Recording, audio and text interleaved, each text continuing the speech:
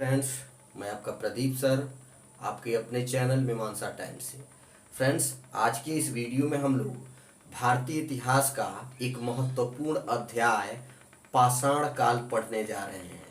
इससे विभिन्न तरह के प्रश्न पूछे जाते हैं, यहाँ तक कि इसको जोड़ करके सिविल के मेंस में भी प्रश्न पूछे गए हैं फ्रेंड्स। इसलिए इस अति महत्वपूर्ण टॉपिक को हम लोग पढ़ने जा रहे हैं। इस टॉपिक से संबंधित हम कोशिश करेंगे कि 2 वीडियो आपको देने का प्रयास करें, जिसमें से ये पहला वीडियो है। आइए देखते हैं।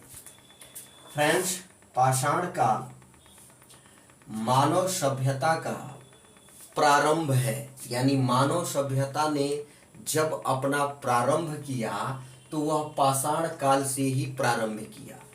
पाषाण काल को पाषाण काल क्यों कहते हैं, या मानव सभ्यता के इस विकास के इस प्रथम चरण को या प्रथम काल को हम लोग पाषाण काल क्यों कहते हैं? क्योंकि इस सभ्यता की जानकारी का जो स्रोत हम लोगों के पास है वह पाषाण है, पुरातात्विक चीजें हैं, पाषाण हैं, यानी पाषाण से इस काल की जानकारी होती है, इसलिए इसे पाषाण काल कहते हैं। इसका शुद्ध डिफिनीशन यह है कि इतिहास का वह कालखंड जिसकी जानकारी का स्रोत पाषाण या पत्थर हैं, उस काल को हम लोग पाषाण काल कहते हैं। यह पाषाण काल की टाइमिंग हमारे इतिहासविदों ने 5 लाख ईसा पूर्व बीसी या ईसा पूर्व से 7000 बीसी या ईसा पूर्व तक माना है।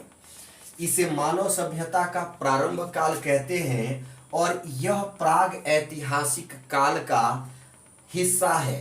प्राग ऐतिहासिक काल क्या है? हम जानते हैं कि इतिहास को उसके अध्ययन की सुविधा के दृष्टि से या उसके जो जानकारी के स्रोत है उसके दृष्टि से हम लोग विभाजित करते हैं। इसी क्रम में इतिहास को 3 हिस्सों में विभाजित किया जाता है।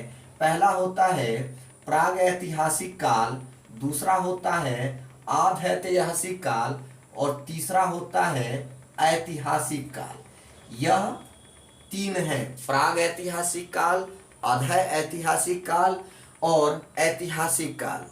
प्राग ऐतिहासिक काल इतिहास का वह कालखंड है जिसमें मानव ने लिखना पढ़ना नहीं सीखा था और इस काल की जानकारी के लिए हमें कोई लिखित साक्ष्य उपलब्ध नहीं है। हमें जानकारी इस काल की किससे मिलती है? मानव जीवन से संबंधित विभिन्न पक्षों में जिससे वो संबंधित रहे हैं। मानव अपने जरूरत के जो वस्तुएं प्रयोग में लाता था, उनके साक्ष्यों के आधार पर उसके जीवन शैली कैसी थी, उस समय के जो धातुएं और पत्थर और अन्य चीजें मूर्तियां मिलती हैं, उसके आधार पर हम लोग इसकी जानकारी लेते हैं। अर्थात प्रागैतिहासिक काल वह काल है जिसमें लिखित साक्ष्यों का अभाव होता है। फ्रेंड्स, ऐतिहासिक काल जो तीसरा काल है वो ऐतिहासिक काल है। यह ऐतिहासिक काल वह काल है जब मानव ने लिखना पढ़ना सीख लिया था और उसके द्वारा लिखित साक्ष्य आज हमारे सामने उपलब्ध है और उस विशेष काल की जानकारी मानव के द्वारा लिखित साहित्यों से हमें प्राप्त होती है या लिखित साक्ष्यों से हमें प्राप्त होती है। इन दोनों के बीच में एक ऐसा भी काल आता है फ्रेंड्स जब मानव ने लिखना पढ़ना सीखा तो था, मानव लिखना जान तो गया था, लेकिन उसकी भाषा जो लिखी गई भाषा है वो हमें आज ज्ञान उस लिखित भाषा का आज हमें ज्ञान प्राप्त नहीं होता। या उस समय इस बीच के काल में उस समय मानव ने जो लिखा है, जिस भाषा का प्रयोग किया है, उस भाषा को हम लोग जानते नहीं हैं या जो लिखित साक्ष्य हमें मिले हैं उस साक्ष्य को हम लोग पढ़ नहीं पाते हैं। उसी को हम लोग आध ऐतिहासिक काल कहते हैं। प्राग ऐतिहासिक काल में पाषाण काल आता है और आध ऐतिहासिक काल में भारत का महत्वपूर्ण हिस्सा सिंधु घाटी सभ्यता आता है। हालांकि आध ऐतिहासिक काल में कई जगह वैदिक काल को भी समाहित किया जाता है। क्या है, कैसे है, हम लोग आगे बढ़ के देखेंगे। तो पाषाण काल एक प्रागैतिहासिक कालीन घटना है या इतिहास का कालखंड है, जानते रहिए।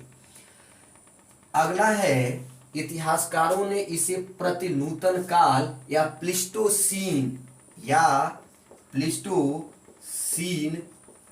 काल का, एज का, इस पाषाण काल को माना है। यह क्या है फ्रेंड्स, जब इस पृथ्वी पर मानव विकास या जैव विकास हो रहा था तो जैव विकास से लेकर अब तक के जो काल हैं उसको कई युगों में, कई कालों में विभाजित किया गया है। उन्हीं में से एक काल आता है प्लिस्टोसीन एज। इस प्लिस्टोसीन काल में ही इस पाषाण कालीन जो सभ्यता है उसका जिक्र होता है।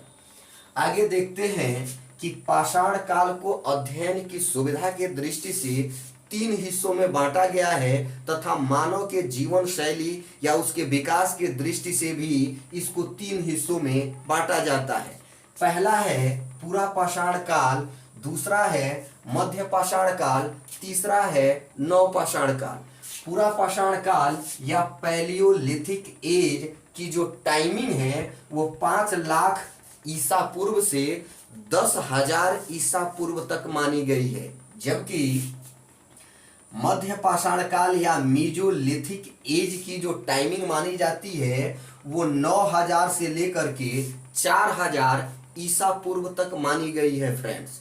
वहीं हम लोग नव पाषाण काल या नियोलिथिक एज की अगर काल की चर्चा करते हैं तो यह 9,000 से लेके 7,000 और 7,000 से लेके 2,500 दो कालों में विभाजित होता है।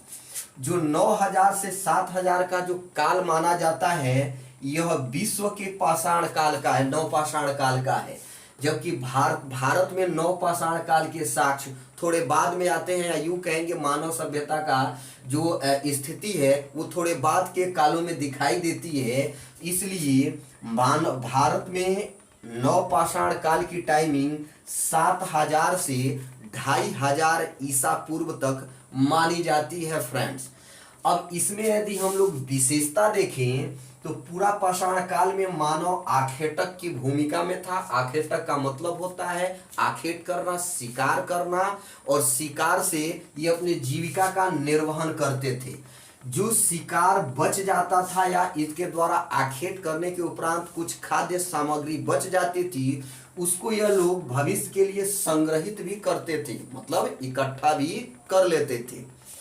जबकि मीजोलिथिक एज में मानव आखेट तो करता था, साथ ही साथ अब उसके जीवन में पशुओं का महत्व बढ़ गया, इसलिए उसने पशुपालन करना प्रारंभ किया और पशुपालन इसके जीविका का धीरे धीरे मुख्य आधार बनने लगती है फ्रेंड्स।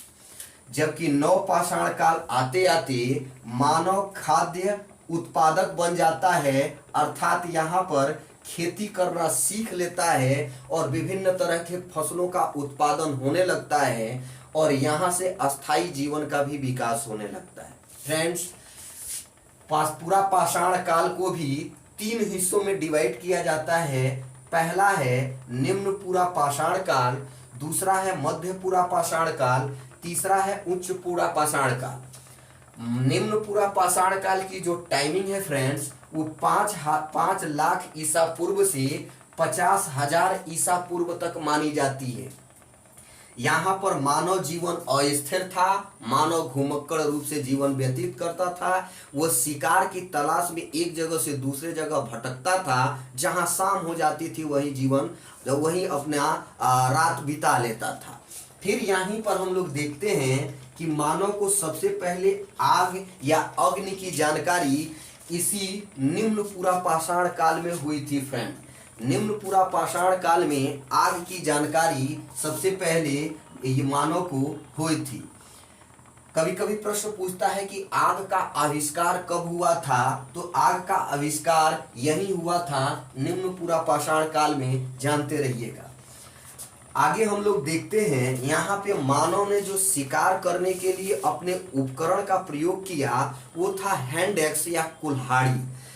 कुल्हाड़ी का प्रयोग इसने अपने शिकार को मारने के लिए किया और कुल्हाड़ियों की संख्या बहुत ज़्यादा है। ये कुल्हाड़ी का निर्माण तत्कालीन समय में पत्थर या पाषाण से होता है। फ्रेंड्स, इस काल में लगभग अधिकांश 99% जो आपके उपकरण मिलेंगे वो पाषाण के ही मिलेंगे, जो शेष हैं वो हड्डियों के मिलते हैं। ठीक है, तो मानव ने जब यहाँ पे हैंड एक्स या हथौड़ा का विकास किया तो वो उसके जीवन का एक अभिन्न अंग बन गया। इसलिए यहाँ पर इतिहासकारों ने इसे हैंड एक्स संस्कृत कहा है।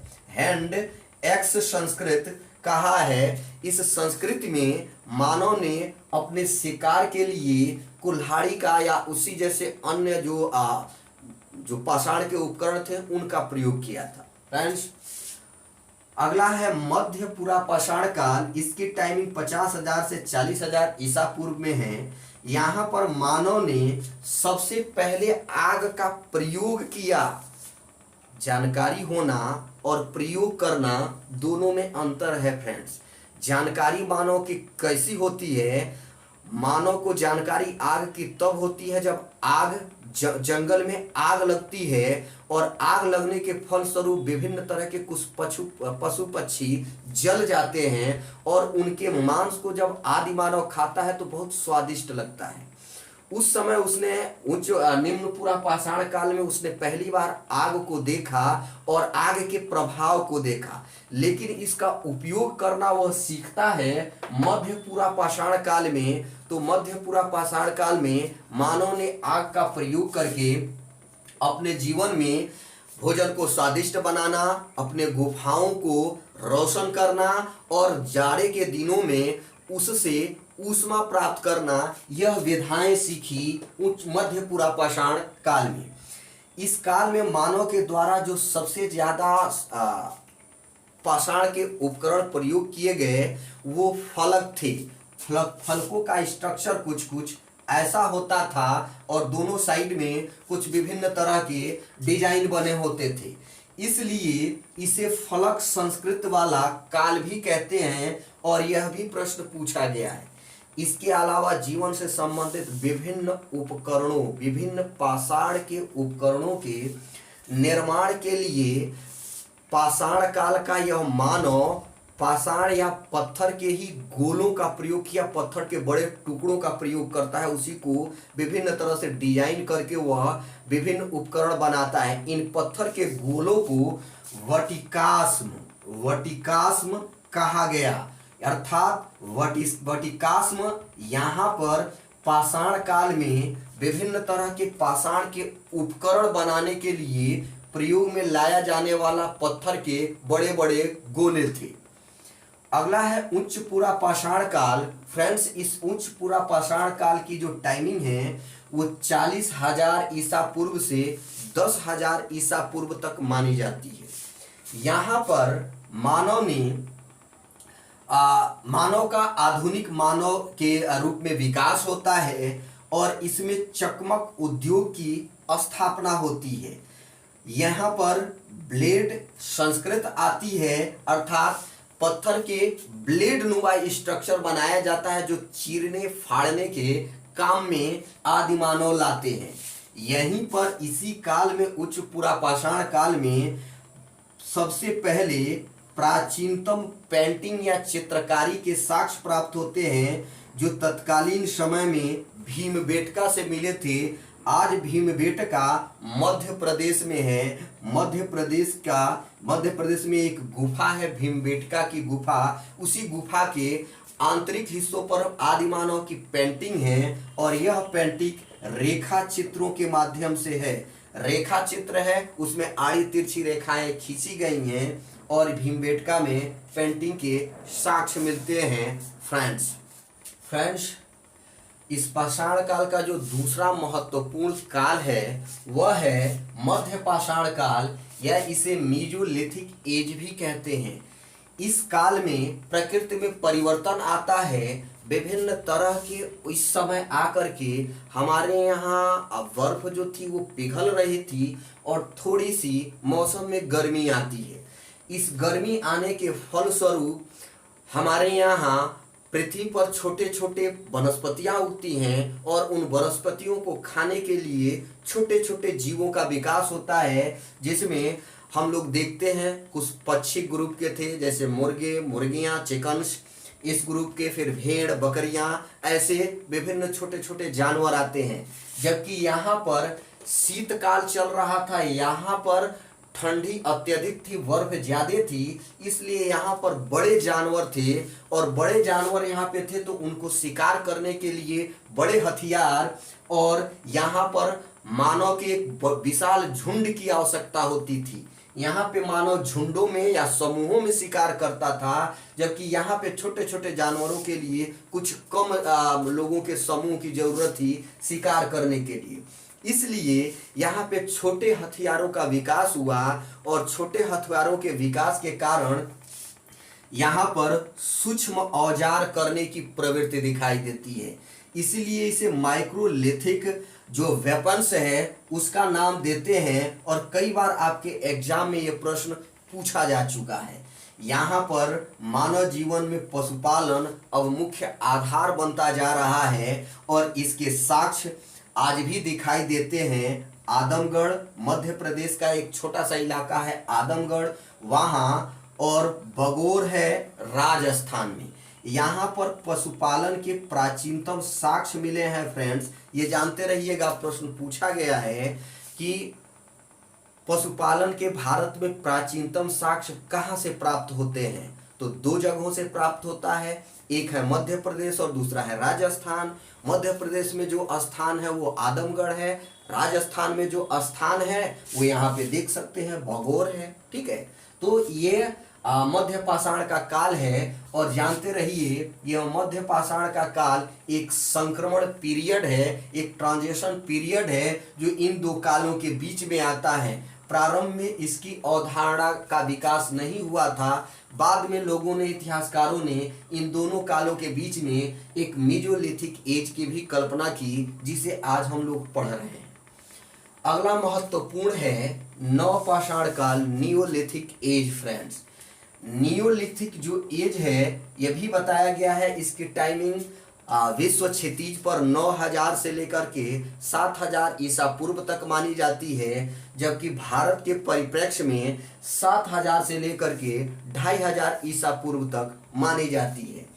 इसमें मानव खाद्य उत्पादक बन गया, यानी इसमें मानव प्रोडक्शन करने लगता है किसका, अनाजों का, और उन अनाजों के प्रयोग वह भविष्य में अपने खाद्य या भोजन के रूप में करेंगे, इसीलिए उन्होंने खेती करना प्रारंभ किया। मानव की खेती के साक्ष्य, प्राचीनतम साक्ष्य जो भारतीय उपमहाद्वीप से मिले हैं फ्रेंड्स, वो मेहरगढ़ है, पाकिस्तान में आज स्थित है, बलूचिस्तान का इलाका है, बलूचिस्तान में मेहरगढ़ है। आगे इसी से जुड़ा हुआ है कि इसी काल में सबसे पहले भारत में चावल के प्राचीनतम साक्ष्य मिले हैं, जो लगभग 6000 ईसा पूर्व के आसपास का है।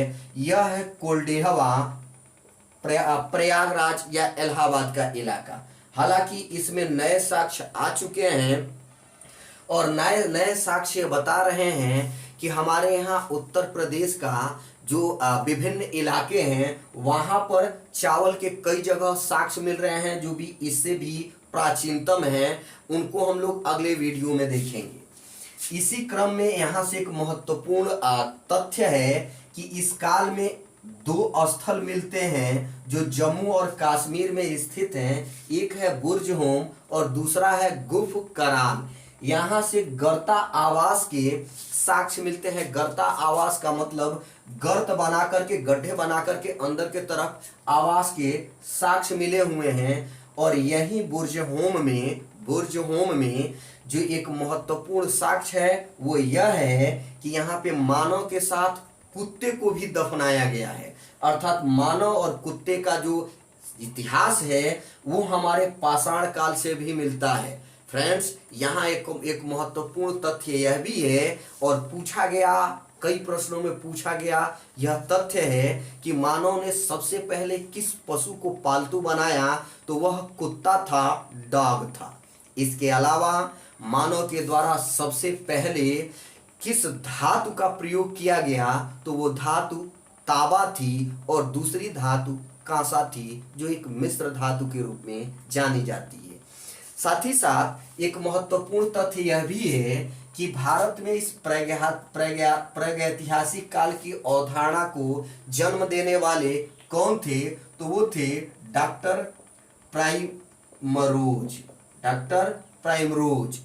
और भारत में सबसे पहले इन पाषाणिक बस्तियों का या पाषाणकालीन जगहों का, स्थलों का खुदाई या उत्खनन या खोज कब से प्रारंभ होता है, तो इसकी टाइमिंग है फ्रेंड्स 1863।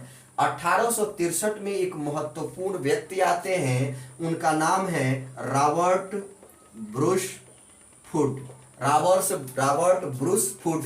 इन्होंने ही भारत में पाषाणकालीन बस्तियों को उद्घाटित करने का प्रयास किया। ये अंग्रेज ऑफिसर थे और तत्कालीन समय में जियोलॉजिकल सर्वे ऑफ इंडिया के मेंबर थे।